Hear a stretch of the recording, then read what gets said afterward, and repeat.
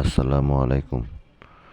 আমরা যারা প্রফেশনাল মোডে কাজ করি তারা সবাই তো নিজেকে সফল কন্টেন্ট ক্রিয়েটার হিসেবে দাবি করি বা দাবি করছি। আসলে কি আমরা সবাই অরিজিনালি কন্টেন্ট ক্রিয়েটার?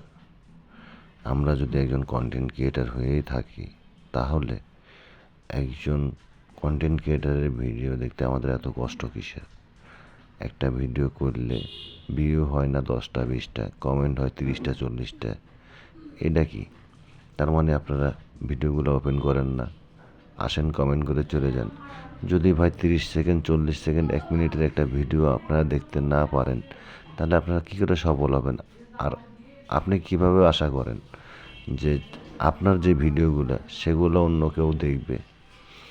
এই জন্যই বলছি, আমরা যখন নিজেকে সফল কন্টেন্ট ক্রিয়েটার হিসেবে দাবি করতে চাই তাহলে আমাদের কাজও সেভাবে করতে হবে।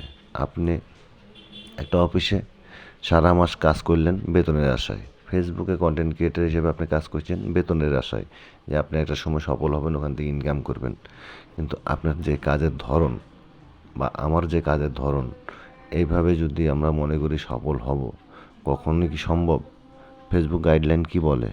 ফেসবুক গাইডলাইন বলে আপনি অপরের সঙ্গে সময় দেন, পরিচিত হন, অন্যজনের বাড়িতে সময় দেন, বাদবাকিটা অন্যরা আপনার বাড়িতে আসবে, সময় দেবে। এভাবেই একে অপরের সঙ্গে সম্পর্ক বজায় রেখে এগিয়ে যেতে হবে।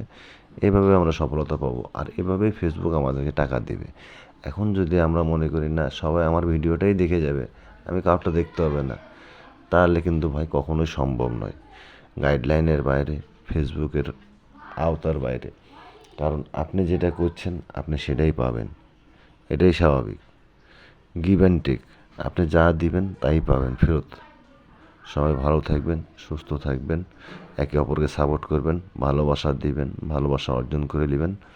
ভালো থাকবেন। শুভরাত্রি বন্ধুরা।